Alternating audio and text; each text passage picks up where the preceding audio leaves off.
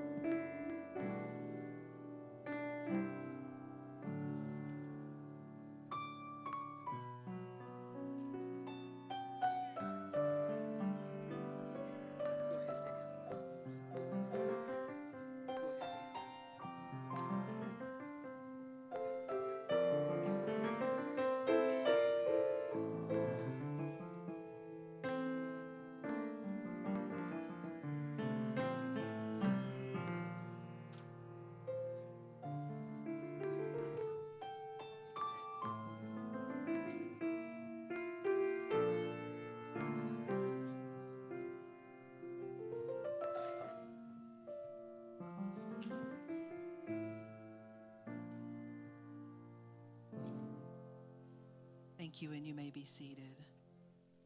On behalf of the family of Milam Wall, I want to thank each and every one of you for being here today, and to just ask you to take this opportunity to look around. That each of you that are here today are here because you have been touched by one man. And many of you, some of you have traveled to be here. I'm going to ask those of you that are sitting here to do something unusual perhaps, but that's to turn and wave at a camera behind you. Because there's some that could not make it here today, but they're joining us through this incredible technology of virtual connectivity. So we have people joining us right here today and from wherever you are. My name is Darlene Strickland. I'm the senior minister here at Unity of the Blue Ridge, and that was Milam and is Sarah's home church, and it's our bittersweet joy to welcome you here today. We always like to begin with a prayer.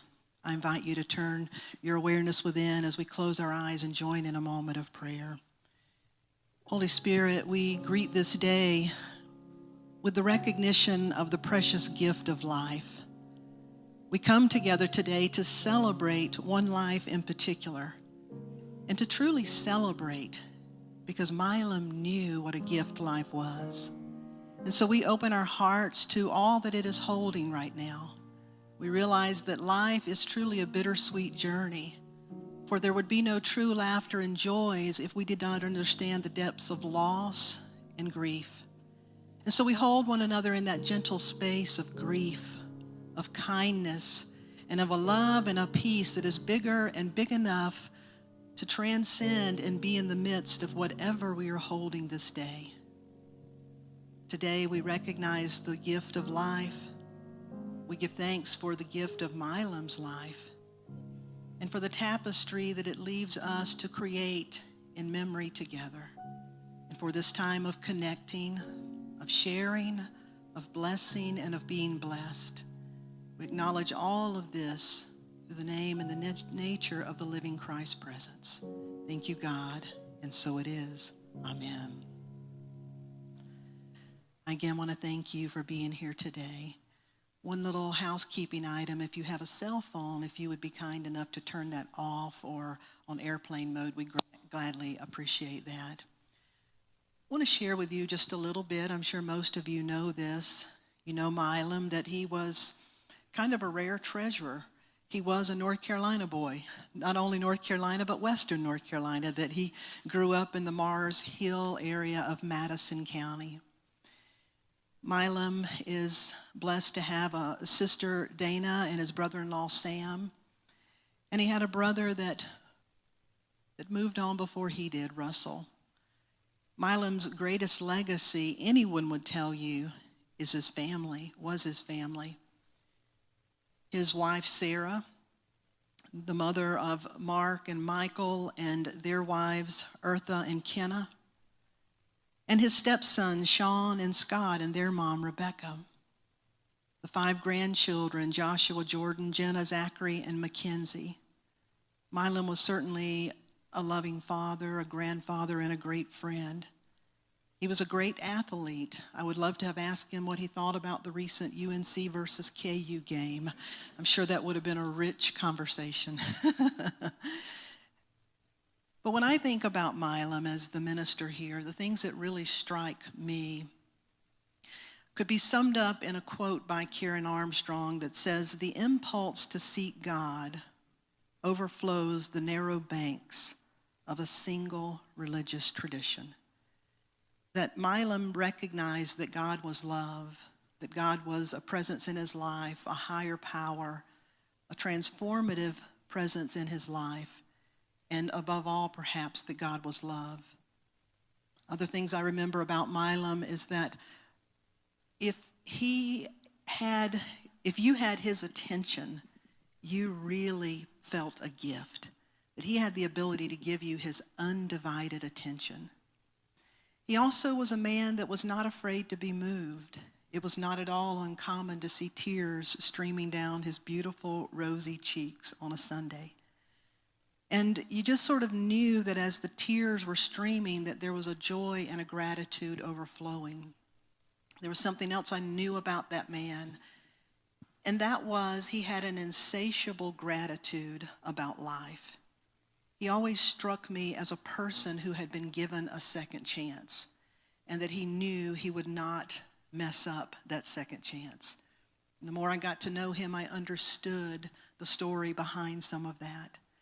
So with any life, it's really a tapestry. It's a tapestry of our joys and our sorrows. It's a tapestry of our lessons that we've learned. Another thing I know about Milam is that he was moved. He believed in people. He believed you could be changed because he considered himself a changed man. And so today you're going to hear from family and friends, and it will help us create another layer of tapestry, another layer of memory that we're going to share together. I'd like to invite up first a dear friend of the family. That's the Reverend Alan Smith, the senior minister at Kenilworth Presbyterian Church. Reverend Allen is going to share a reading and then some other remarks, and in between that, we'll be having some of you share.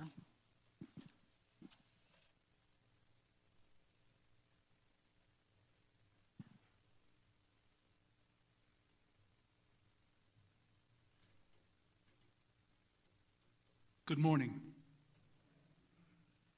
It is my honor to be here, and it was my honor to know Milam,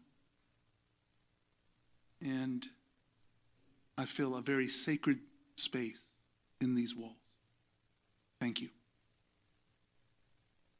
The next place that I go will be as peaceful and familiar as a sleepy summer Sunday, and a sweet, untroubled mind. And yet it won't be anything like any place I've been or seen or even dreamed of in the place I leave behind. I won't know where I'm going, and I won't know where I've been as I tumble through the always and look back toward the wind. I'll glide behind rainbows. I'll drift above the sky. I'll fly into the wonder without ever wondering why. I won't remember getting there. Somehow I'll just arrive. But I'll know that I belong, and I will feel much more alive than I've ever felt before. I will be absolutely free of the things that I held on to that were holding on to me. The next place that I go will be so quiet and so still that the whispered song of sweet belonging will rise up to fill the listening sky with joyful silence, with unheard harmonies of music made by no one playing, like a hush upon the breeze.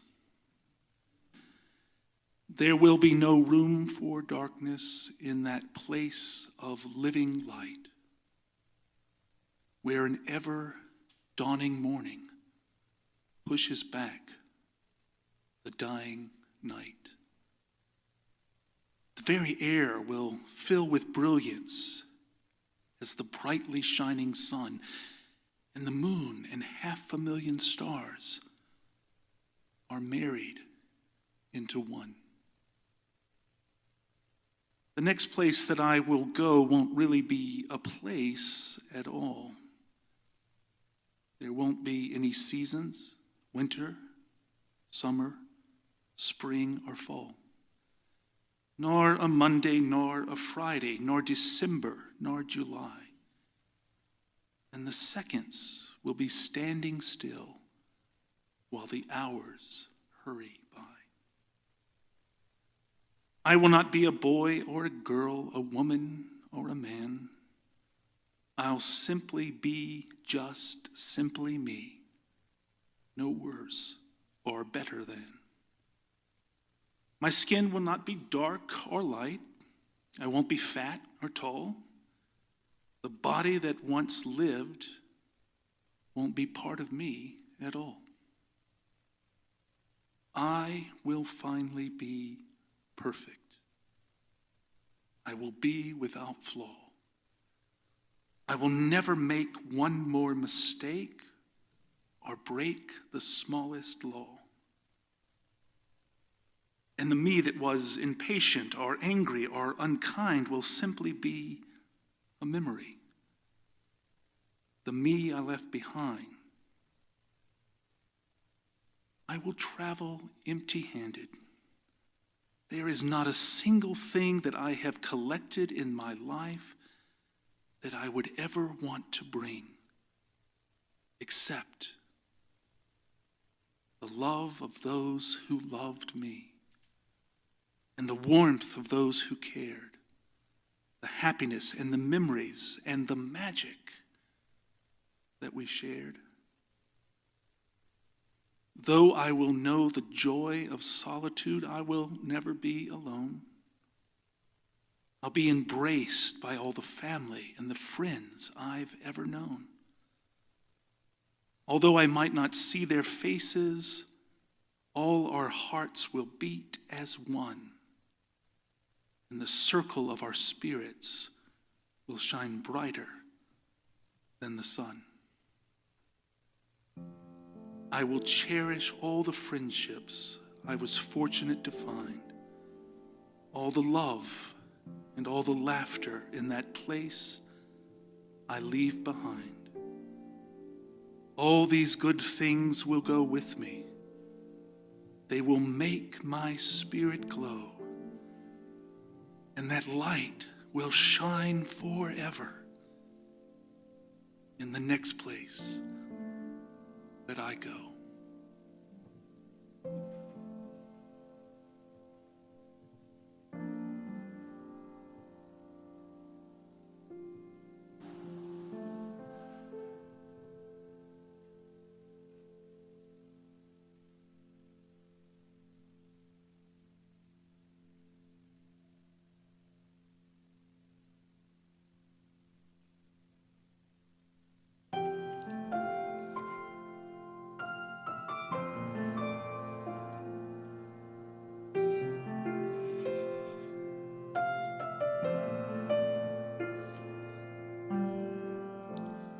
Must have been cold there in your shadow to never let sunlight on your face. You were content to let me shine. That's your way. you always walked a step behind. So I was the one with all the glory, while you were the one with all the strength. A beautiful face without a name for so long. A beautiful smile to hide the pain. Did you ever know that you're my hero? And everything I would like to be. I can fly higher than an eagle, for you were the wind beneath my wings.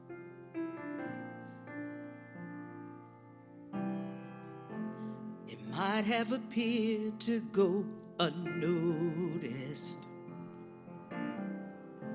but I've got it all here in my heart. I want you to know I know the truth. Of course I know it. I would be nothing without you. Did you ever know you were my hero? You're everything I wish I could be. I can fly higher than an eagle, for you were the wind beneath my wings. Did I ever tell you you're my hero? You're everything, everything I wish I could be. Oh, and I could fly higher than an eagle, for you are the wind beneath my wings.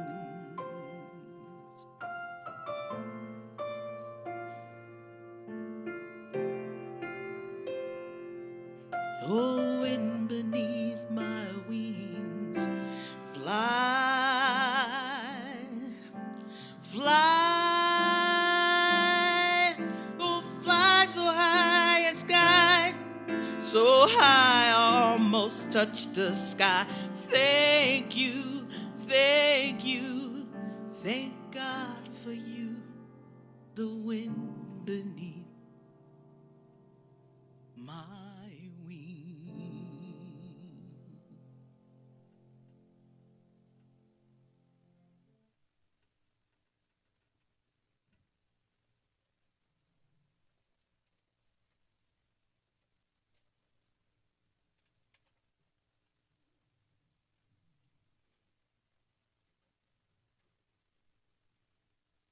Hear a reading from Paul's letter to the church at Corinth. I'm beginning at chapter 13. Listen for the word of God, the power of the Holy Spirit, the transformative words that through its reading sustains us and changes lives.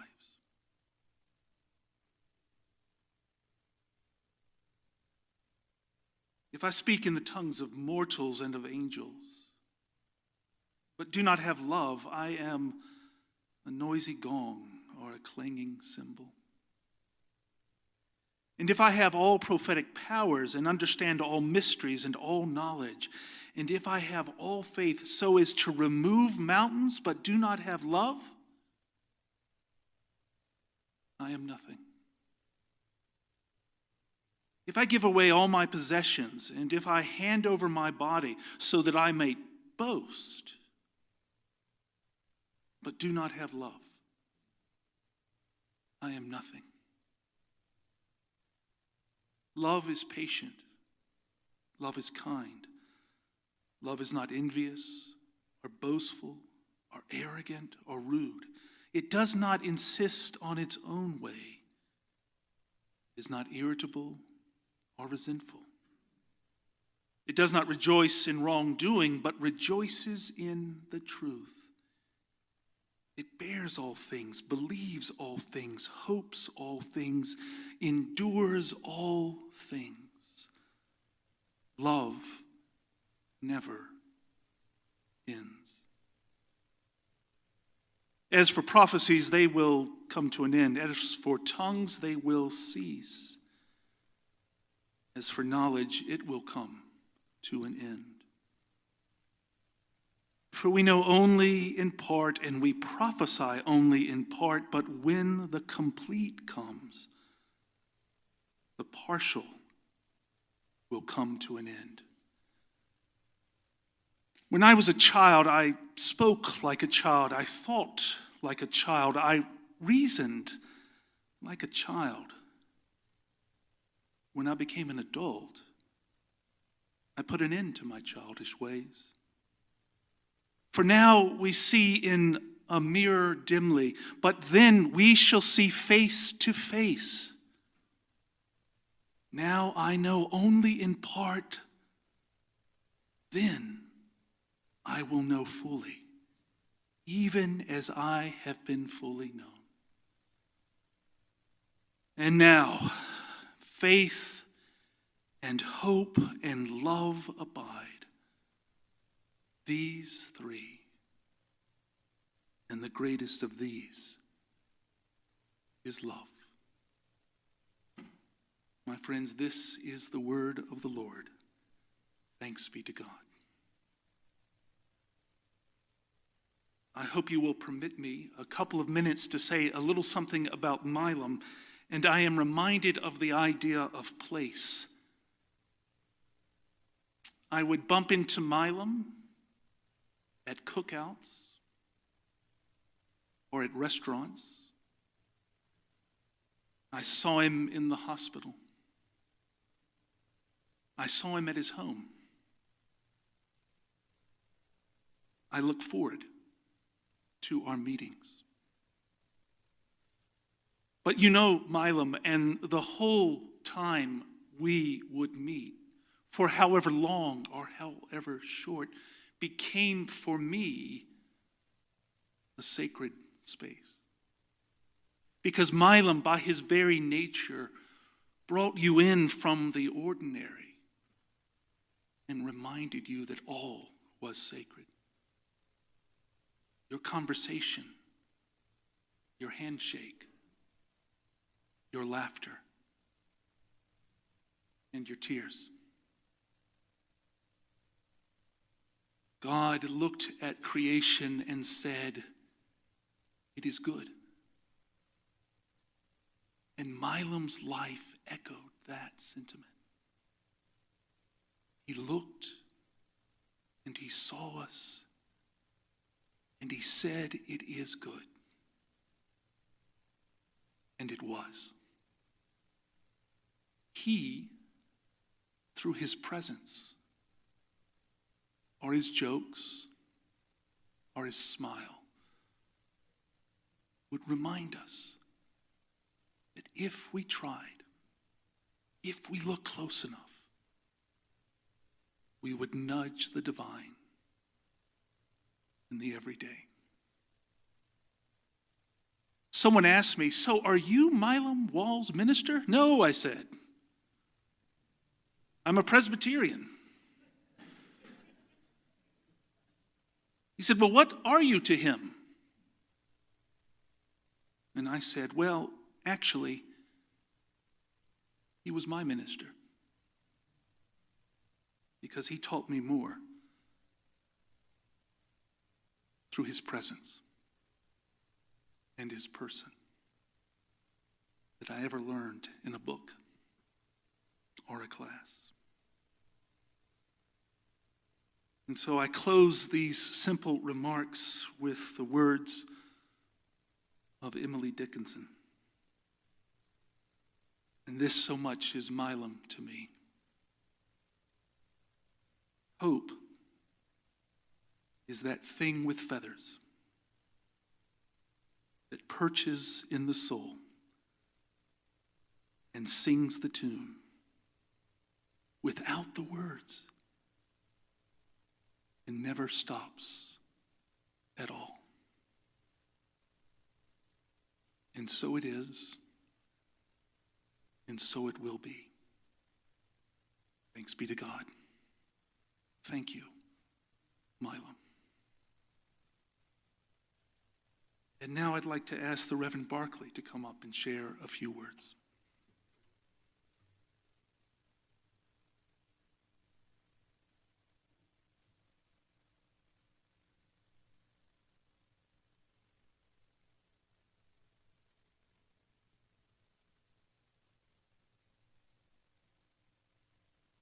So who the heck is Milam? My answer is, he is love, compassion, humility, vitality, energy, humor, and that very presence he brings to us today, because his spirit is in this room. I got to know Milam through the men's group here at Unity. And the thing that sticks in my mind has already been alluded to. Milam was love, unconditional, exuberant love. And men of his generation and mine didn't do that kind of stuff. But he would grab you and hug you. He would cry with you. He would laugh with you. And those were such wonderful gifts. And in the men's group, it was a very interesting experience because every once in a while we'd have an assignment. We'd have to answer questions and bring them to the group or a reading. And you always knew who was going to be the most prepared. Yep. It wasn't the minister or someone who was knowledgeable. And he would always bring some notes with him. And those of you who have heard his stories know that he claimed he was just a little country boy, just a little boy from the mountains, which of course was true to some extent, but he was also one of the brightest people that I ever met, hiding behind that facade sometimes of I'm a little country boy. Well, that's not quite the whole picture. But it reflected his humility. So we'd be sitting around in men's group, and people would be sharing. And Milam was very quiet often. And with some nudging from some other of the men, he said, Milam, what do you think of that? The words would be short, they'd be precise, they'd be profound. So Milam was my minister too. So he touched literally thousands of people through his service in support groups, in hospice. I think of all the people he touched and how many they touched. Countless, countless. So thank you, Milam, for being the great teacher that you were, the great friend, and the best example of God's love that I've often seen. I'd like to turn this over to Jim Reed, who will share some golf story lies, maybe. Okay.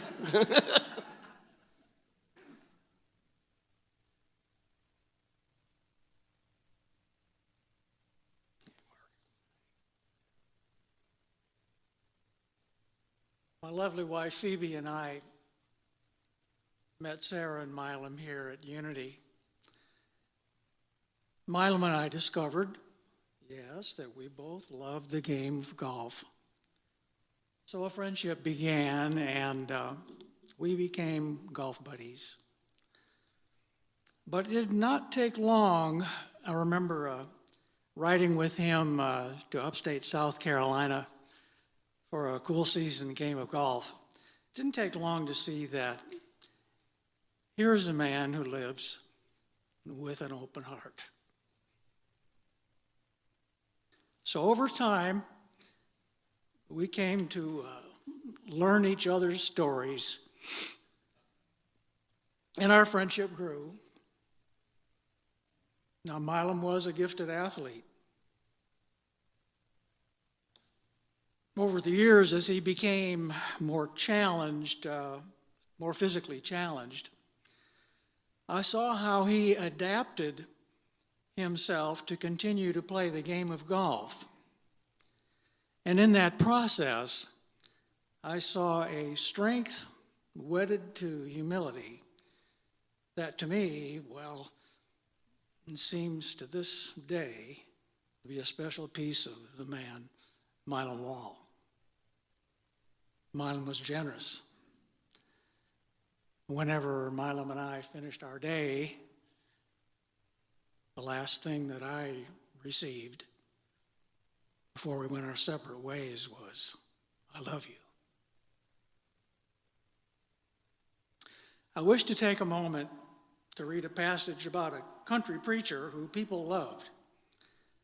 This passage comes from a book titled A Place and Time by Wendell Berry. And it speaks to me about the Milam who ministered to people. That the author will forgive me for inserting Sarah and Milam's names. Oh, where's my page here?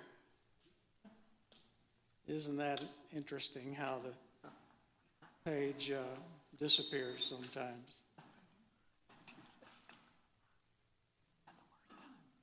If I was a professional like Rev Darlene, I'd have my page marked, but I'm going to have to. It went like this. It went like this. You know, Milam was humbled and embarrassed by the fact that he was called into places to minister to people when sometimes he knew that the outcome of that ministering didn't seem to make a difference. But people loved to see Milam coming.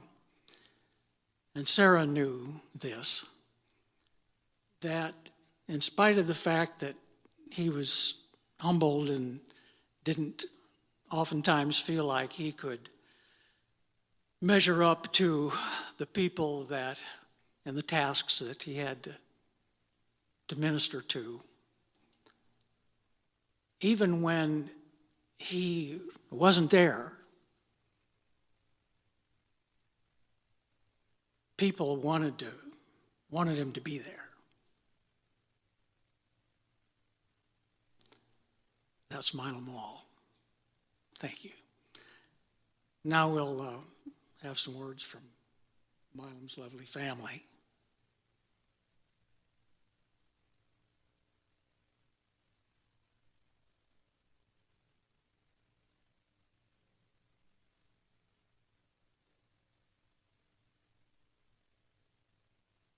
Good morning, everybody. Now you want to know the real Milam Wall? I'll tell you the real Milam Wall. I'm Mark. I'm Dad's oldest son. For those of you that don't know me, I know a lot of people. There's a lot of old people in here. And you want to hear something that'll make you feel more old? And this is just ironic, and this is all about Dad. But today is my 34th anniversary of my wife Eartha. And a lot of y'all, I know Dinah and Sam 34 years ago on this day were with us in Savannah, Georgia for that, Michael and Kenny. And so it's just kind of ironic the way life just kind of spins and keeps on going. I'm just real thankful to be here. This is not a sad day, believe me. This is a great day. Dad was a great man. And I'm trying not to get emotional, but it's tough. so many seasons are in this room right here. Who knows Dad from Madison County? Raise your hand. Okay. Who knows Dad from, are there any Blue Cross and Blue Shield people here? Okay. Any AA people here? Are there any AA people here? Okay. So you can see over 80 years, the places Dad's been, and there's more. There's Chapel Hill, there's Black Mountain. I met a man from Black Mountain, Mr. Gunn, a little while ago. People I don't even know in here, people that are my friends. But if I had a funeral tomorrow, I guarantee you there wouldn't be this many people here. So Dad, God bless him, God rest his soul, has touched you folks profoundly for being here. And it goes both ways. And he is a unique individual in that he's a real man. He's a man's man. He was a stud when he was growing up. He could beat you down. He could do anything he wanted to, and it was more mental than it was physical. He could do it either way. And then, so he had that, and that was his ticket out of Mars Hill, out of Madison County, but he never forgot where he came from. He got to Chapel Hill. He played in the biggest arenas on the stage. He played South Bend. He played Rose Bowl. He did it all. He was gifted. He got to see parts of the world he'd never seen before because of that gift that he had, those arms and legs that gave him that opportunity. So when he went to Canada, 60, 61, right after he met, and let me just stop right here and say something, because if you want to know somebody that knows this man and understands the complexity of this man, my mother, Rebecca Todd, spent 21 years with him. And Sarah Wall spent, how many years have y'all been together? 41. So this is the craziest thing. And they're sitting right here beside each other. And I'd be remiss to say that if it wasn't for you two, Dad probably never would have made it as long as he did. I guarantee you. So thank you, and I know Dad loves you both. And this is kind of what made it special and ironic at the end of Dad's life is Sarah was nice enough to reach out to us and include us in everything. And I know that Friday before Dad died on February 14th on Valentine's Day, we were there Friday night, and Mom and Sarah were sitting at the foot of the bed. And I was talking to Dad. It was just like it was perfect, It was perfect. It was peaceful. Dad was ready to go. I knew I would never see him again after that night. But he's done his work. Dad did his work. He started, he's been places emotionally that you can only imagine. But this story to me with Dad is more about the growth of a man than it is about anything else. And the one thing that I got from him is that adaptability that Jim just spoke about. He adapted to every challenge he had in his life. Just imagine you being in Canada, 800 miles away from Chapel Hill or Madison County, a wife and 2 kids, 18 months apart, and you get carted off a football field, and you're told, you'll never play again. You lose part of your arm, you lose your livelihood, and you're like, okay, what do I do now? So you got to put everything in perspective and think about how Dad had to react to these things. And it was hard, and he coped with it the best he could. And one thing about a wall, and you, Kenny, Mom, Sarah, you'll find out. These men are very complicated men. Sydney, Milam, Albert, Kelly's over here. These wall traits are, they're stoic. They keep it to themselves. They internalize. They don't communicate. They're poor communicators. You pick up bits and pieces along the way, but that's their coping mechanism. And with that, you also get the good stuff that goes with it. You get loyalty, dependability. You get hardworking. You get passion. And the passion I'm talking about is not making love passion. I'm talking about you passion for what you're doing, okay? Whether it's playing golf or whether it's your AA group, and you learn tolerance. And I think Dad, and this is the essence of what my dad would want to be said here. First and foremost, family, which this family is awesome, and it goes in so many different directions. And to a man, I've seen more. I feel so proud to be part of it. And I guess Kelly, you're the next patriarch of this family right now. So you're on call now, okay? That the family, the way Mom and Sarah brought everybody together at the end is very, very. And then the next thing that I know that Dad would wanted me to make sure I talk about is, his walk, his problems that he went through. It's just one right after the other. But the way he handled them and adapted to them, and I had a first row seat to that.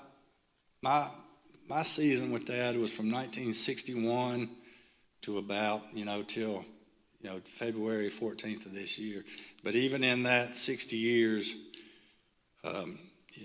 he had a marriage with Mom. I was front and center with that right there. That was we talked about it last night. It's a miracle that any of us came out alive of that situation there.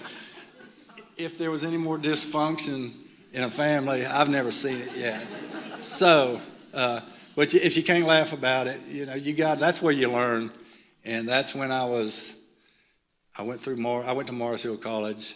I don't know why I went to Mars Hill College. I went to Mars Hill College because I was a wall, and I got 3 square meals a day. I got to carry my basketball with me everywhere I went, and I drank a lot of beer. And that's when I'm talking about my dad, you get the bad with the good, okay? So a lot of this is natural. You're going to get it. And you guys, you young walls, are going to find out. So y'all just be ready for it. So those are the challenges. But so Dad and Mom divorced probably in 81. And then Dad's next life started with Sarah, and it's gone on. And Sarah and Dad, I'm sure they've had their sit down, let's have a prayer meeting conversations too. But this is where the growth of Milam Wall started. Once he accepted and realized that he had a problem and that he was going to ask for help, and I don't think, if it wasn't for golf and AA, probably Dad would never have made it. But for him to make it as long as he did with the with the shortcomings, his shoulder, his health problems. The leukemia came at a later stage in life, and for all intents and purposes, that was a death sentence, and he probably got about the livelihood out of that he would have got. He was sick from the time he went in October for his appendix to be taken out. So he had plenty of time to prepare for this. And I talked to Dad, and I guarantee you he died with a peace.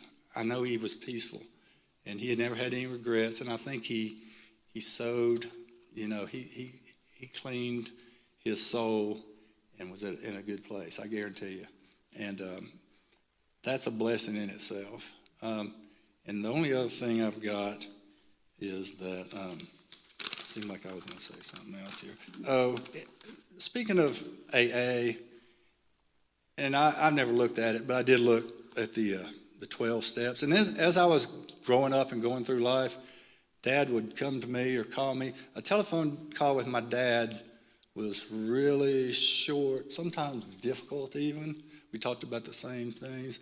But every once in a while he would interject something. And a lot of them had to do with these 12 steps of AA. And if you look at the 12 steps of AA, you could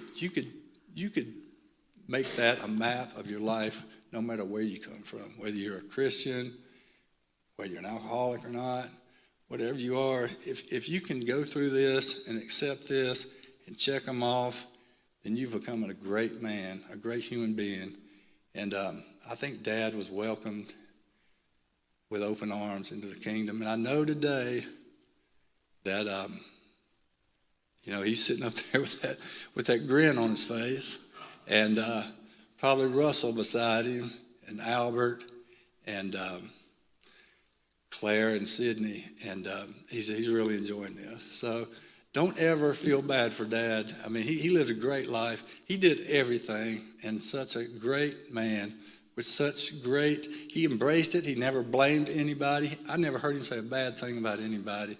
He owned his issues. He was a great person, and that is what I learned from him, is just how to be a better person. And that's what I tried to express to him before he died, and that's what he gave me.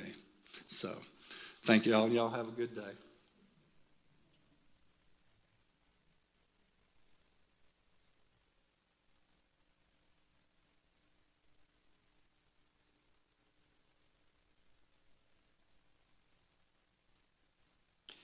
Hi, everyone.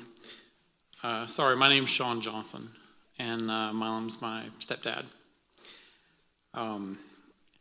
Milam had a profound impact on everyone that he touched throughout his life. And even though he started off as a Madison County farm boy, he quickly, I think he grew up learning the definition of hard work and also discipline, from that life. Then he went to UNC and became a lifelong Tar Heel, like a lot of the family is. I am too. He was a great athlete and played the whole time he was at UNC, until he was drafted into the Pro Football League in Canada and played there until, sadly, he was injured. But he never let that, as has been mentioned before, just adaptability. He adapted to that. But he never lost his love for sports, and always, especially golf. In 1981, then he entered my life, and at that time I think it was a struggle for everyone, but eventually everything kind of fell into place, and we bonded, and things changed and got better. My mom gained a husband and a friend and a lifelong companion for the next 40 years. And he had just such a profound impact on everyone, and I'm very grateful for that. He had a really successful career with Blue Cross Blue Shield for many years, and he was kind of at the forefront of what we call now online medical records, because Blue Cross Blue Shield kind of changed all that, and he would go, his territory, I don't remember, but I know it covered the whole North Carolina state. He would travel, every day. He would go teach hospitals and doctors' offices on these new systems. But he would always drive home at night to be with my mom. Even if he was like 8 hours away, he would drive home.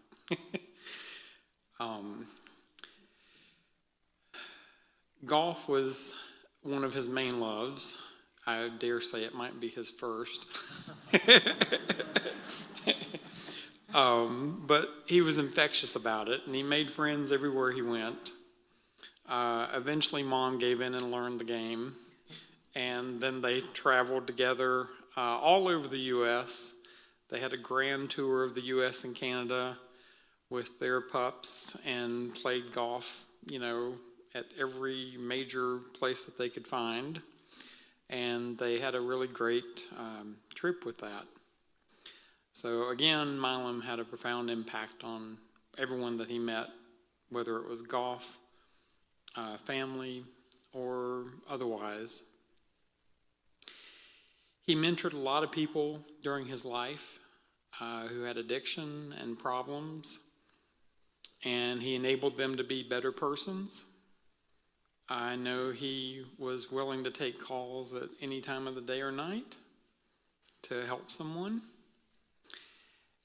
He had a strong sense of community, and he liked to volunteer, whether that was with the Elks or with later years in hospice. He volunteered a lot with hospice and helped families that were grieving come to terms. And he was always there for me and my brother Scott. If we needed a word of wisdom or something, he was, he'd just humbly offer his thoughts on the matter, and he was never pushy about his opinions. He would say, well, here's what I think about it, and then, you could make your decision on what you were going to do with it. The thing that my brother reminded me last night of a lot is I think Milam had the gift of knowing his own mortality, and that kind of informed his decisions throughout his life. He looked at things kind of with a long lens and knew that, okay, well, today could be the last day. And the thing that really kind of said that to me was his obituary that was published. He wrote that himself 10 years ago.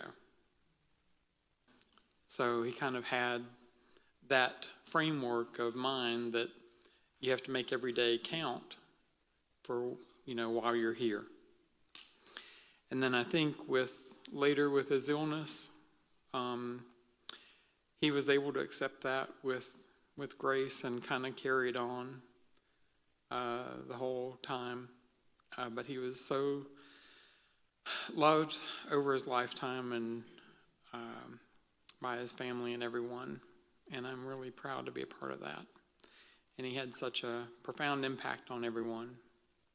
So thank you all for coming to celebrate his life.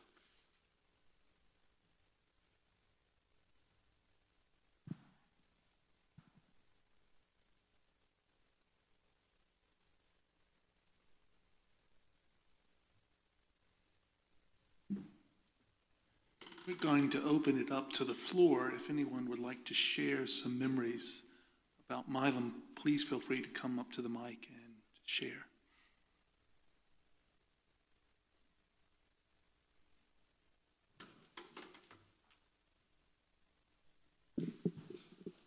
My name is Sam Buckner. I was privileged to be Milam's brother-in-law.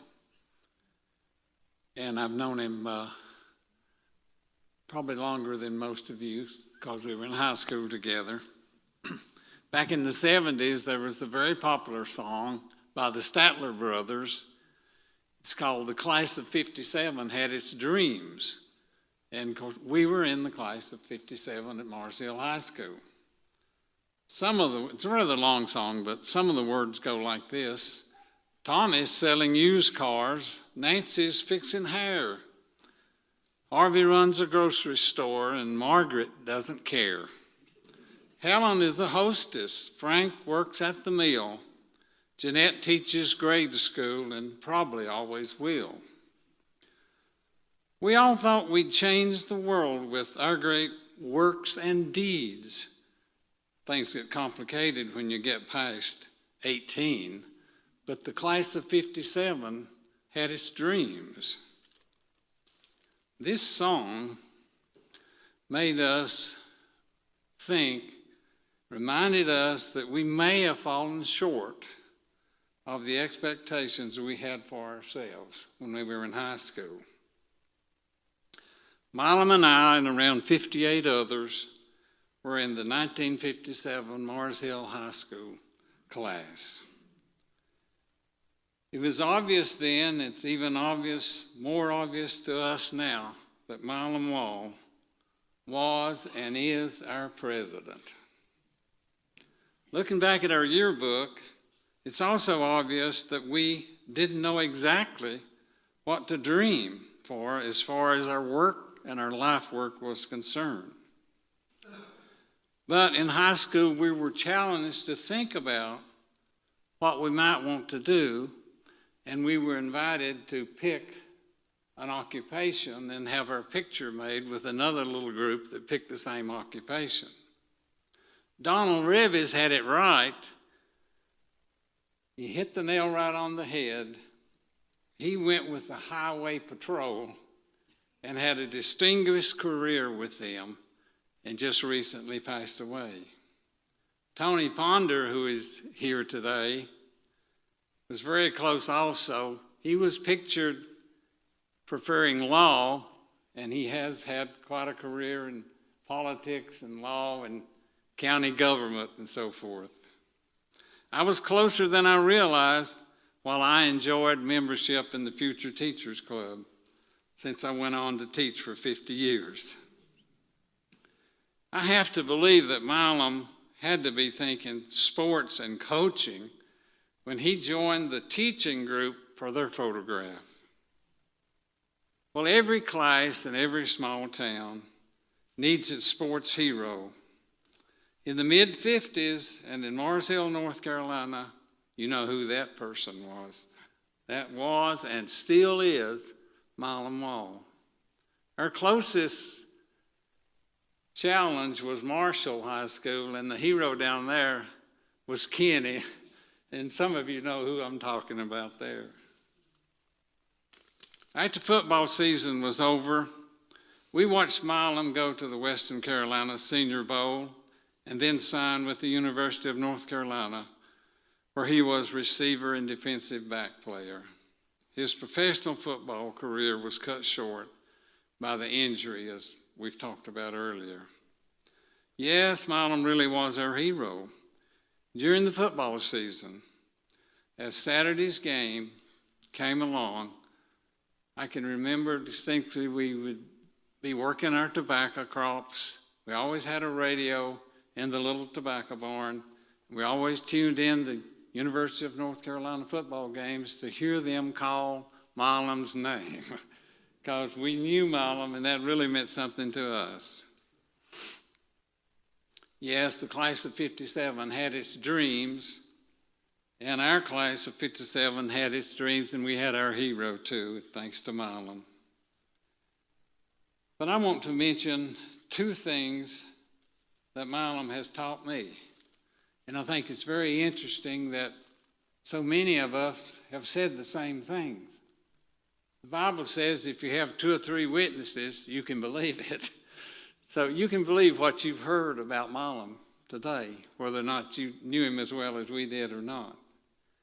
The first thing that Milam taught me, and I spent my life in education, and we learned if you've taught someone, that means their behavior changes. And Milam has taught me the acceptance of others.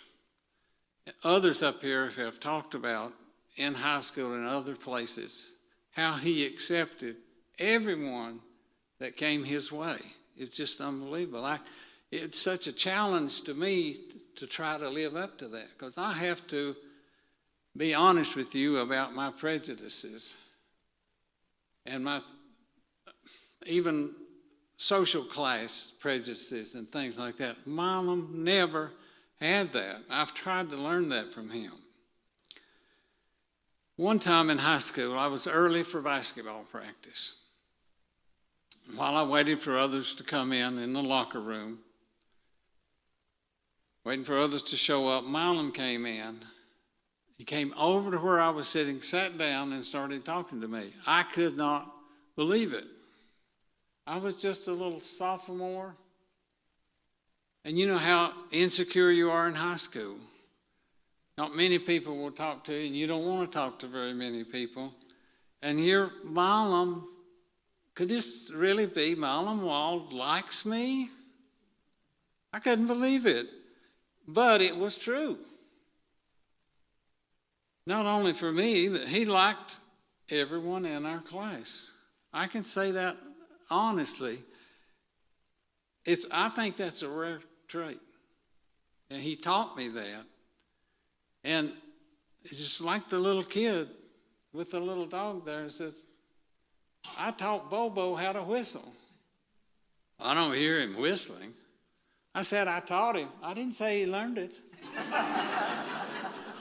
I say Milam taught me to be free of my prejudices and to like everyone. I'm not saying I've learned it yet, but I'm saying I want to learn it. Second was his honesty. Once I asked Milam, would you like to do so-and-so? He said, no, I don't want to do that. I thought, well, my goodness, he didn't have to be that blunt. He could have pretended that he wanted to do it, but no, he just said, I don't want to do that. He could have pretended, but he didn't. He never pretended. That was not Milam. I quickly learned that his yay meant yay and his nay meant nay. And I told Dinah recently, if I had known how much I was going to miss Milam, I would have visited him more.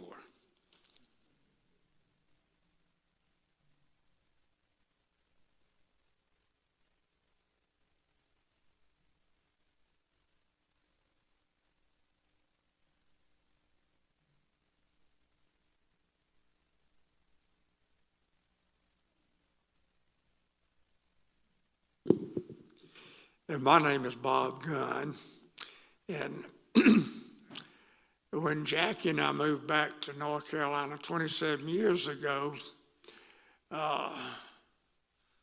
Milam became my neighbor, or I became Milam's neighbor, and then Milam became my friend.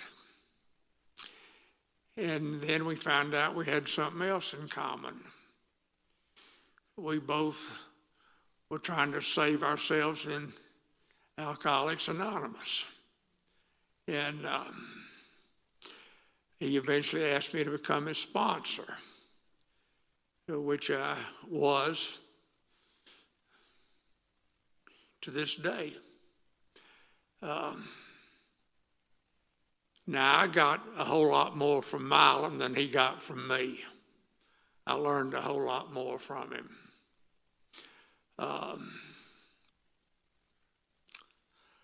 But the things I learned from Milam have already been touched on, so I realized that what I was learning and seeing was not a narrow focus. But what I learned so much from Milam was humility, love, tolerance, honesty, and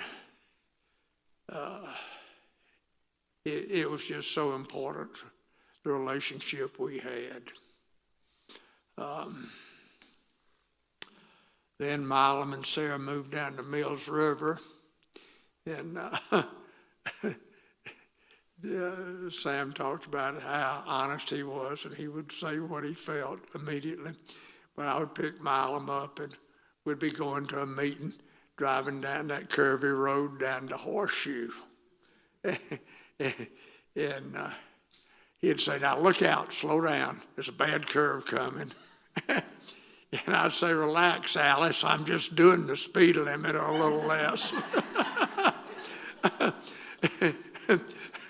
But he'd say, yeah. But sometimes in our AA meetings, after the meeting, I'd say, Milam, why didn't you share that? I think that was really important. And he said, no. He said, I'd have gotten choked up and probably teared up, and I didn't want to distract from the meeting. And I think that was some more of his humility. But we really loved each other. He's the best friend I ever had. And we would go out and have breakfast, and he'd walk in, we'd hug, We'd get ready to leave, we'd hug, I love you, I love you. We didn't care who was watching or seeing and wondering what in the world was going on. But we didn't care. But then, Milam told me about his life on the farm, which he did not like.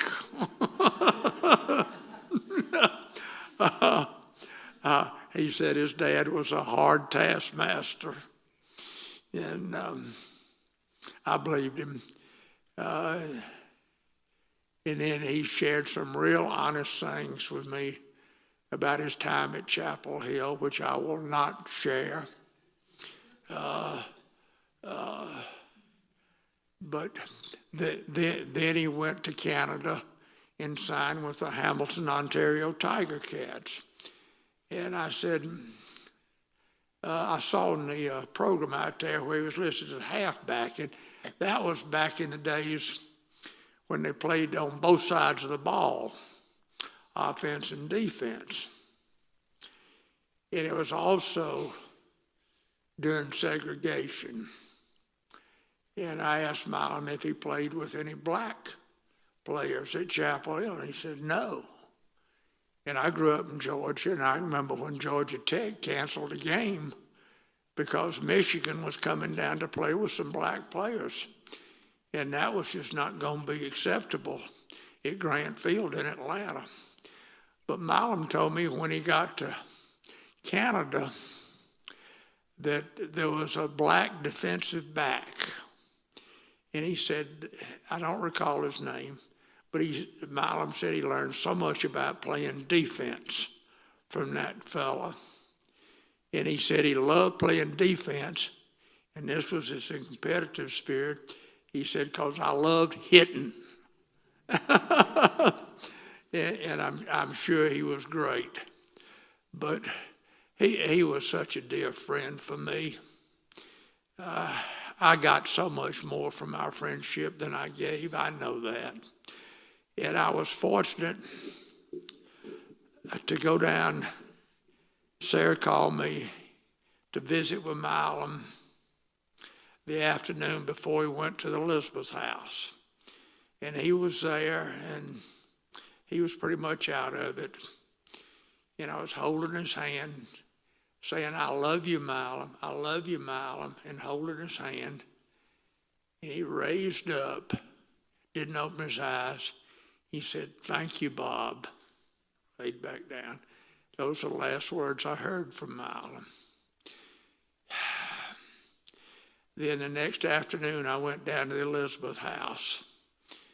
And I was with him, holding his hand, telling him I loved him.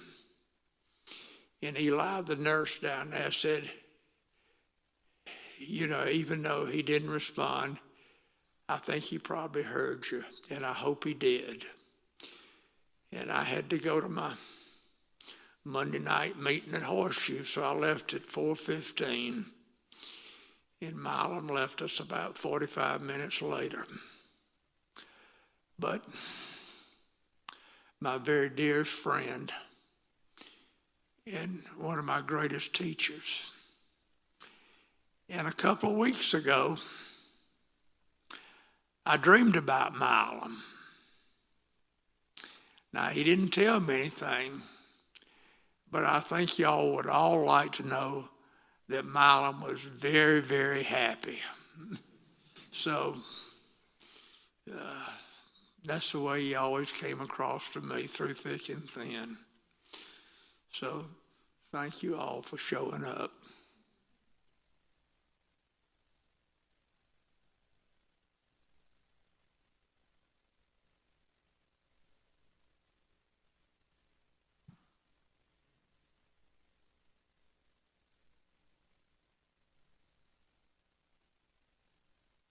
My name is Tony Ponder. I won't bore you with a long speech. I can do it with a short one.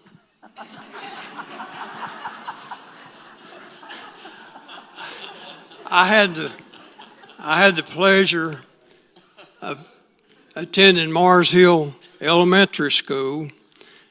The first day off the bus, Joby Reese and I were making a clover leaf chain. It was from the flowers of the clover leaf, and we had it spread out. I mean, we had a long one. Here comes Milam, busts right through it. I'm going to get him. Sure enough, I did. When I picked myself up off the ground, he was rubbing his fist. We had parallel classes back then. I was in one class, and he was in another. Now, the story goes that the dumb ones were in one class, and the smart ones were in the other one. Now, he was with the Dr. Blackwell's son, Dr. Vance's son, and I don't know which class they were talking about. When we got into high school, Milam's first love was football.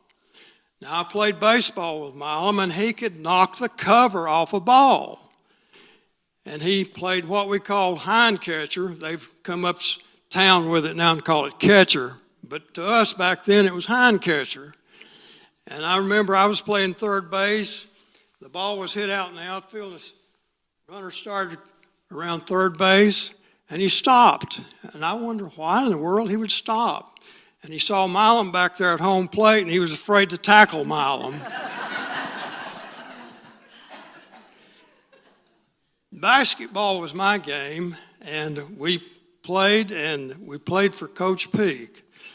And I never will forget, we were playing Clyde, and this big fella, McCracken, was all over me. You know how, I won't call it dirty, but he was unkind. And Milam looked up at him and says, "You do that one more time." That's all Milam said. And he didn't bother me anymore. I never will forget, we were at Canton, and we were getting the socks beat off of us in basketball. And Coach Peak said, "If you fellas quit on me, I won't have anything else to do with it." Milam was bent down like that, and Coach Peak said, "Milam, if you quit, you'll never play ball for me again." And Milam said, "Coach, I was just tying my shoe." And in homeroom, not homeroom, but in math class, we had Ms. Smith, and she was explaining the Pythagorean theorem. And Milam says, "I want to ask you a question about it." And Ms. Smith says, "Milam, you've got to learn not to be a country boy. It's ask." And now, what is it you wanted? What was your question? "Miss Smith, I forgot what I was going to ask you."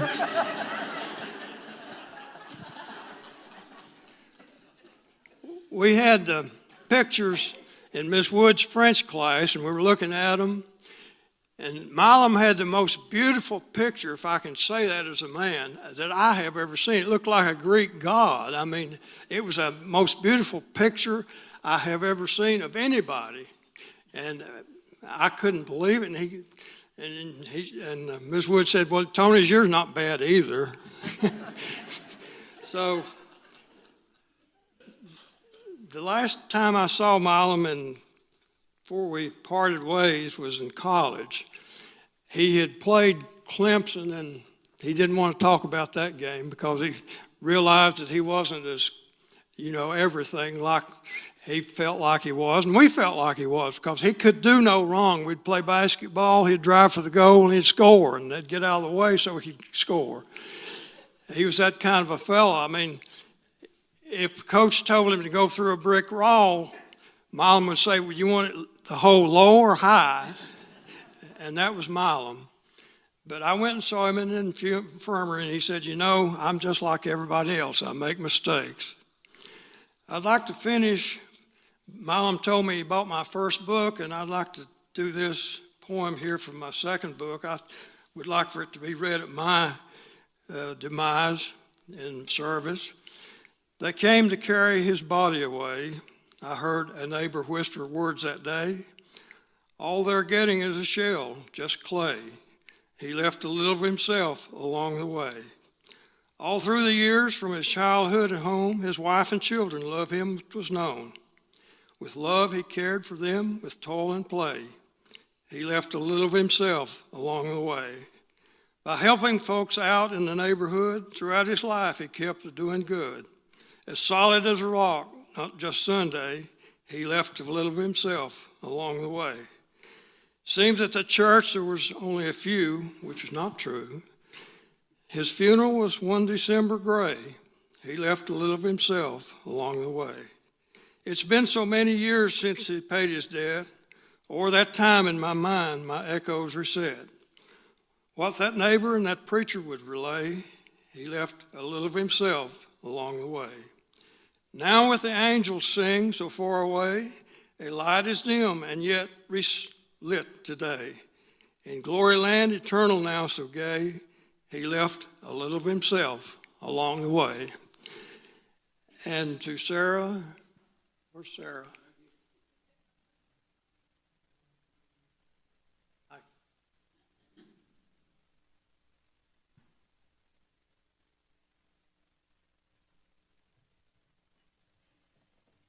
Is there anyone else that would like to share anything? Cat Williams. If you had any question about who Milam Wall was, each of you that shared just really echoed a man of true heart. Milam also loved music. And so Cat Williams, he said he would listen to anything Cat Williams would sing. And so she's going to... He had great taste.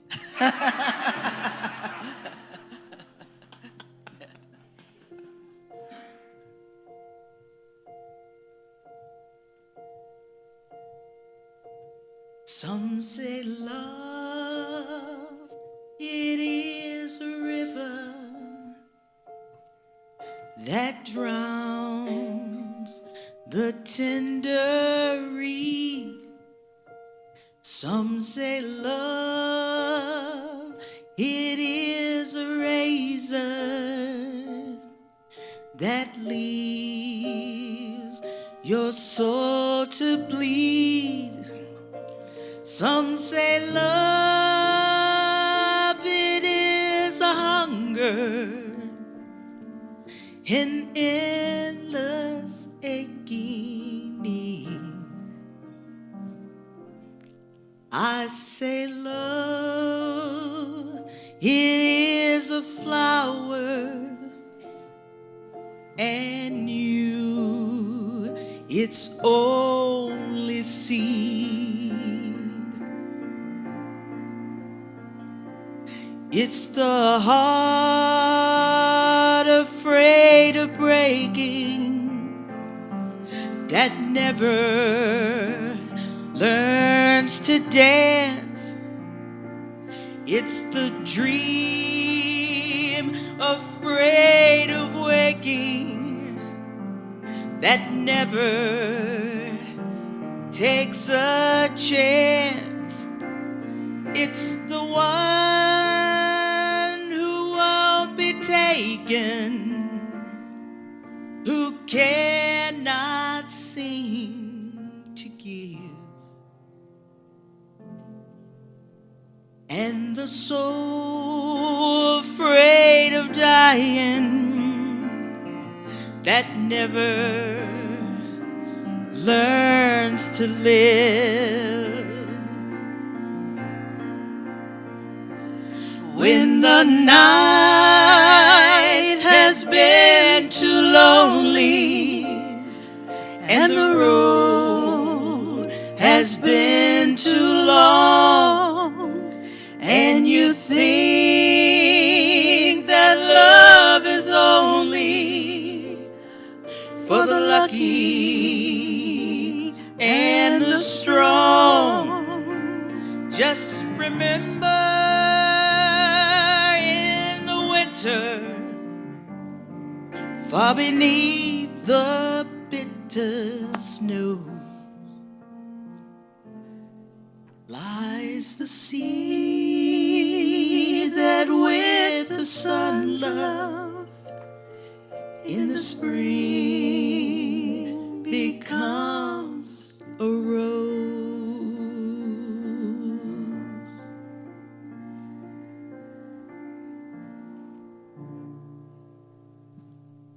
To Milam. Reverend Christy Corna is going to share a poem.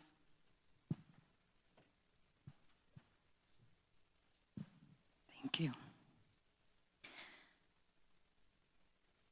What a beautiful tribute for a beautiful man. And Sarah and Rebecca and family just know that as a spiritual community, we held such a sacred and loving place in our hearts for Milam.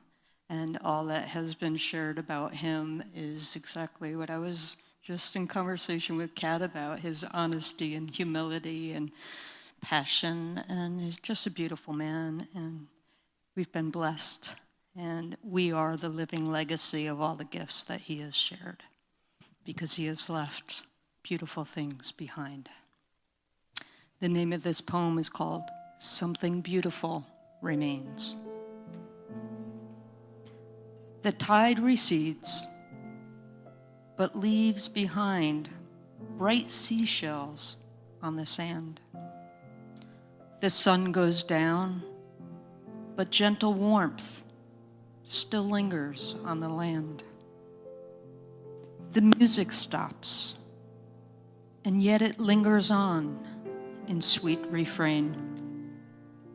For every joy that passes, something beautiful remains.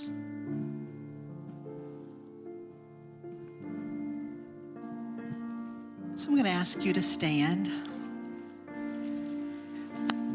And as we bring our time together to a close, first of all, to extend an invitation.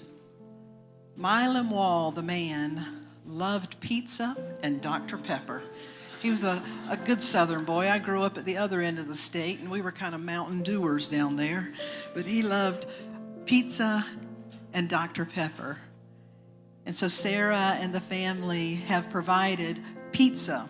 And not just a little, because if you know Milam, it would be like, oh, don't be shy. Roll up your sleeves and get in here.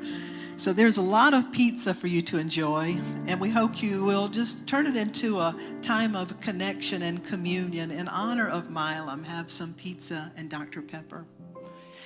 And the next thing I want to do is there's a prayer that we often use at Unity. It's by James Dillett Freeman. This prayer literally has been taken to the moon. It's on the moon. I'm going to say a phrase, and I'm going to ask you to repeat me. And so we offer this prayer in honor of Milam, and it says, the light of God surrounds you.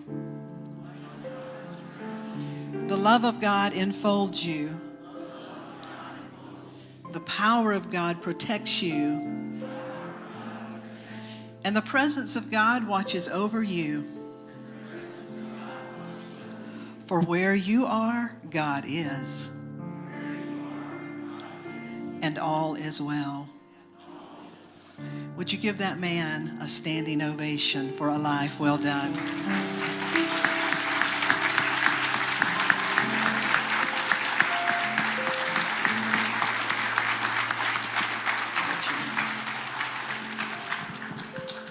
Reverend Allen is going to lead the family out first. They're going to be going out into the lobby where you can pick up pizza. So let's just take a few minutes and allow the family to head out first.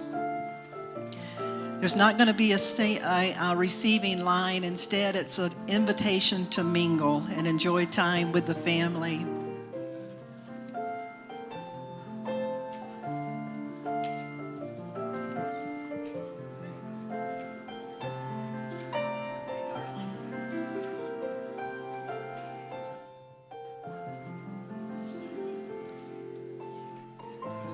Again, the family would like to thank each and every one of you for being here today.